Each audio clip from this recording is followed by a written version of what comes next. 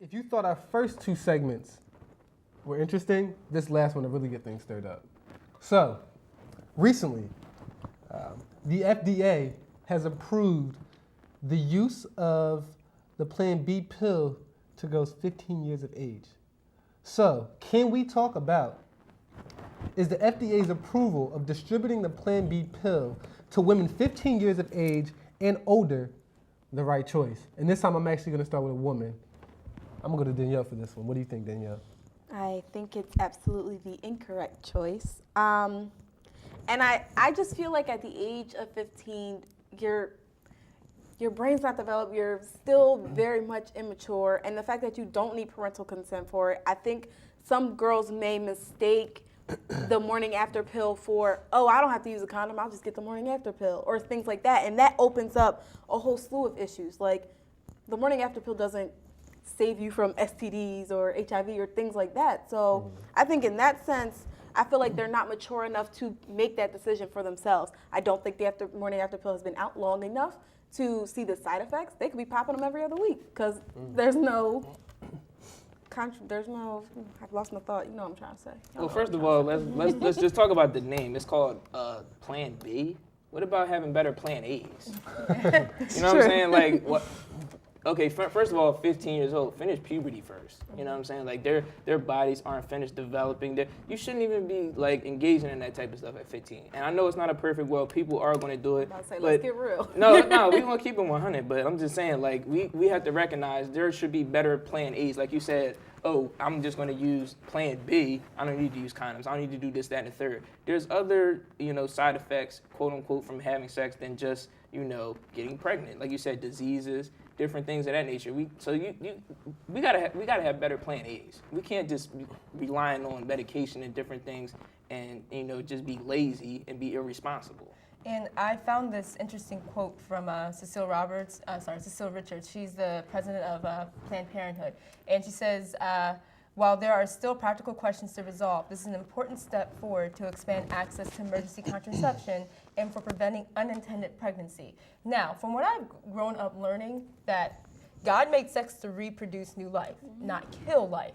So that whole concept, it just shows just how backwards that thinking is. And also to say, you're 15 years old. How do you even understand the concept of having sex at 15 years old? You're just got, like you said. Why is that important? No, it's not even that. Because some people say, oh, I know this, that, and the third, or I saw something on YouTube. Forget all that. Why is that first and foremost on the to-do list? Why is that as important as other things? That's a society thing. That's, as we said earlier, society is placing emphasis on entertainment and media and things of that nature.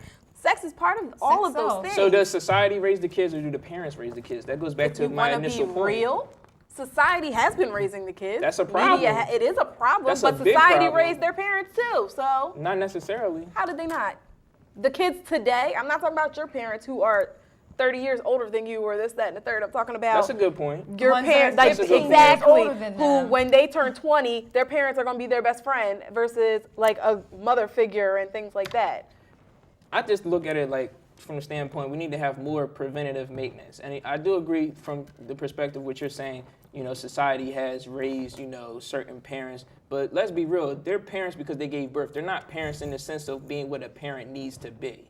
And that's what needs to change. So maybe that's why they put... The culture of what goes on in everyday homes has been dummied down or dulled. Each generation, the envelope is pushed a little more. Yeah. So it's not necessarily that they're not trying to be our parents or they haven't, I almost want to say they haven't done their best job to be a parent, or that the media or has completely influenced.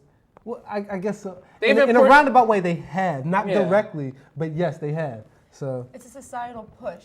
And like Danielle was speaking about, like the entertainment and the media, sex sells. That's the #1 seller. So, well, if you're doing things in the media to show that, so how do you expect a 15-year-old to not want to? So I guess the next logical step is to lower the age of Plan B because they're getting pregnant too. Exactly. That goes back to the parents twerking, the kids twerking, and their parents getting locked up for trying to prevent it. I'll say this, because I've let all of you have the opportunity to speak.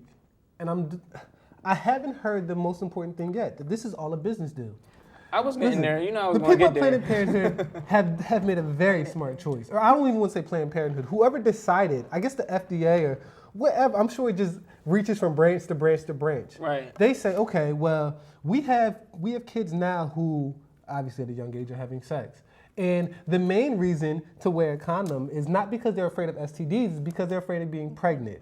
Yeah. So they say, all right, well, you know what? We'll give them another reason not to wear a condom, and not to get, but we'll also give them a reason not to be pregnant. So you had that reason. Now, because you have a reason not to be pregnant, you're no longer wearing condoms. Because you're no longer wearing condoms, now you're getting Paying for STDs, medical. which Yeah. generates money. So Yeah. to everyone that's watching out there, you're being made to be played as a fool in a game.